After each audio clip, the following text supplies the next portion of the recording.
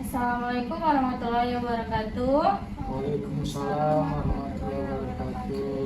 Saya Natasha Sapitri. Di sini saya akan menjelaskan materi saya tentang penafsiran ayat Al-Quran surat Al-An'am ayat 141 yang berisi tentang kewajiban memberikan zakat dari hasil pertanian dan buah-buahan saat panen. Ayat ini juga menekankan bahwa Allah adalah pencipta segala tanaman dan hewan serta meningkatkan agar tidak berlebihan dalam menikmati nikmatnya. Selanjutnya, janganlah berlebih-lebihan. Ayat 141 berisi tentang dan janganlah kamu berlebih-lebihan, sesungguhnya Allah tidak menyukai orang-orang yang berlebih-lebihan. Dan tunaikanlah haknya di hari memetik hasilnya dengan dikeluarkannya zakat. Ibnu Umar At-Mujahid dan Sa'id bin Jubair mengatakan ayat ini muhkamat. Wajiblah atas orang yang mengetam atau menuai memberikan sedikit hasilnya itu kepada orang miskin yang datang meminta kepadanya. Namun Ibnu Abbas, Muhammad bin Hanafiyah, Hasan Nakai, Taus, Abu Tassah, Qatadah, Dahak, dan Ibnu Jurai mengatakan bahwa ayat ini telah dinasabkan oleh ayat zakat. Itulah yang dipilih Ibnu Jarir karena ayat ini adalah ayat mukiyah, sedangkan ayat zakat adalah ayat mudaniyah. Jadi ayat mudaniyah itu menasabkan ayat makiyah, demikian keterangan jumhur. Mengenai soal berlebih-lebihan, ini Allah Subhanahu wa taala berfirman dalam surat Al-A'raf ayat 31, yaitu wahai anak cucu Adam, ambillah perhiasanmu ketika hendak ke masjid. Makan dan minumlah dan janganlah kamu berlebih-lebihan, bahwasanya Allah tidak menyukai orang yang berlebih-lebihan. Dalam berlebih-lebihan ini, ayat ini kata yang digunakan adalah kata israf, yang berarti kota, yang berarti tersalah. Dalam ilmu fikih, israf bermakna mubazir atau boros. Menurut Sufyan atau israf itu ialah segala sesuatu yang dibelanjakan pada jalan tidak menaati Allah walaupun yang dibelanjakan itu sedikit sekali. Sebagian ulama mengatakan bahwa ayat ini ditunjukkan kepada wali agar mereka tidak membelanjakan harta yang berada di bawah penjagaannya lebih dari mestinya. Sebagiannya berkata ditujukan kepada pemerintah, jangan mengambil sesuatu juga dari hak-hak rakyat dengan bukan jalan yang benar. Oleh karena itu, ayat ini melarang supaya orang jangan sampai memboroskan hartanya pada bukan tempatnya. Maka ulama mengambil dari dalil ayat ini bahwa hakim dapat melakukan hajar atau pengawasan pemilikan terhadap orang yang memboroskan hartanya.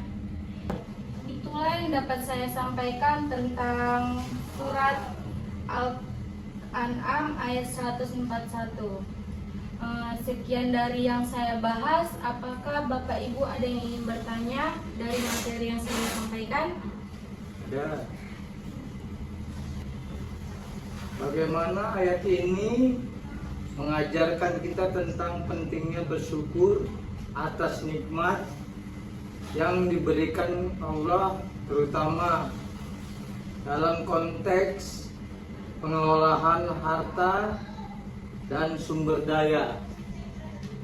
Baiklah, saya akan menjawab pertanyaan dari Bapak yang soalnya berbunyi tentang bagaimana mengajarkan kita tentang pentingnya bersyukur atas nikmat yang diberikan Allah dengan menekankan bahwa segala sesuatu yang kita miliki termasuk harta dan sumbernya. Segala sesuatu yang kita miliki adalah ciptaan dan pemberiannya. Kesadaran akan asal-usul nikmat ini mendorong kita untuk menghargai dan tidak menyia-nyiakannya. Dalam konteks pengelolaan harta, ayat ini meningkatkan kita untuk menggunakan sumber daya dengan bijak dan tidak berlebihan. Karena Allah tidak menyukai perilaku yang berlebihan. Selain itu, bersyukur juga berarti berbagi dengan orang-orang yang kurang beruntung. Sehingga kita tidak hanya fokus pada diri sendiri, tapi juga peduli terhadap sesama. Dengan demikian, ayat ini mengajak kita untuk menunjukkan rasa syukur melalui tindakan yang bertanggung jawab dalam mengelola dan memanfaatkan nikmat yang telah diberikan. Bagaimana Pak, jawaban yang saya berikan ke Bapak, apakah sesuai dengan pertanyaan yang Bapak tanyakan kepada saya tadi? Saya paham. Selanjutnya, apakah ingin Ibu bertanya juga? Ya, saya ingin bertanya, bagaimana ayat ini mempengaruhi sikap kita terhadap orang yang kurang beruntung? Baiklah, saya akan menjawab pertanyaan dari Ibu tadi yang berisi tentang bagaimana sikap kita terhadap orang yang kurang beruntung dengan mempengaruhinya. Pentingnya bersyukur atas nikmat yang diberikan Allah. Kesadaran akan nikmat yang kita miliki seharusnya mendorong kita untuk lebih peka terhadap kondisi orang lain, terutama mereka yang tidak seberuntung kita. Dengan memahami bahwa semua harta dan sumber daya adalah pemberian Allah, kita diingatkan untuk tidak hanya fokus pada diri sendiri, tapi juga untuk berbagi dan membantu sesama. Ayat ini mengajarkan kita bahwa bersyukur tidak hanya diungkapkan melalui ucapan, tetapi juga melalui tindakan nyata seperti memberikan bantuan kepada mereka yang membutuhkan. Sikap empati dan kepedulian ini akan menciptakan masyarakat yang lebih adil dan harmonis, di mana kita saling mendukung dan mengangkat satu sama lain. Dengan demikian, ayat ini mengajak kita untuk menjadikan rasa syukur sebagai motivasi untuk berbuat baik dan membantu orang-orang yang kurang beruntung di sekitar kita. Baik, itulah yang dapat saya jawab dan yang dapat saya paparkan tentang materi saya.